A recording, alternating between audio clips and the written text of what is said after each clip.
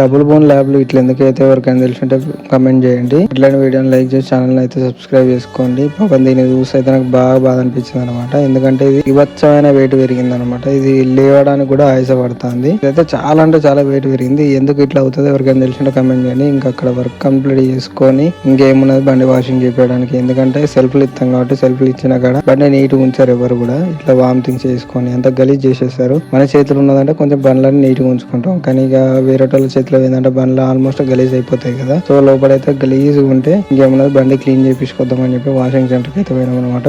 ఈ బండిని చూస్తే నాకు బాగా అనిపించింది. ఎందుకంటే బండి మన చేతిలో తిరిగే బండి, ఇంకా బండి నీట్ గా మెయింటైన్ చేసుకునే బండి ఇట్లా గలీజ్ గా అయితే చాలా అంటే చాలా బాగా అనిపిస్తుంది. బండి కింద అయితే దెబ్బలు తాకిచ్చారు అనమాట. ఎందుకంటే స్పీడ్ బ్రేకర్స్ ఇంకా మెడారంలా ఈ పొలాల మధ్యలోకి వెళ్ళి ఉంటాయి కాబట్టి రోడ్లు ఆల్మోస్ట్ తాకినాయి.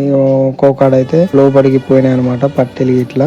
అదైతే మొత్తం చెక్ చేసినాం. చెక్ చేసి ఇంకా మేజర్ ప్రాబ్లం అయితే ఏం కాలేదని చెప్పేసి ఇంకా బండి మొత్తం వాషింగ్ చేయించుకొని నీట్ గా క్లీన్ చేయించుకొని వచ్చేసినాం అనమాట. క్లీన్ చేయించుకున్న తర్వాత బండి సూపర్ గా అనిపించింది. ఎంతైనా బిఫోర్ ఆఫ్టర్ మస్తు అనిపించింది అనమాట. డస్ట్ పడ్డప్పుడు బండి ఒకలా ఉంటది, క్లీన్ చేసిన తర్వాత మస్తు ఉంటది. ఇంకా వాషింగ్ చేయించుకొని అక్కడ నుంచి కంప్లీట్ చేసుకున్న తర్వాత ఇంటికి అయితే వచ్చేసినాం అనమాట. ఈ రోజు తోటి ఇదే బ్లాగ్ అనమాట. మీరు ఎవరైనా వీడియోని చూస్తున్న వాళ్ళు ఛానల్ ని సబ్స్క్రైబ్ చేసుకోకపోతే సబ్స్క్రైబ్ చేసుకొని దయచేసి నన్ను సపోర్ట్ చేయండి. మీ సపోర్ట్ గా నేను ముందుకు వెళ్ళాలని కోరుకుంటున్నాను.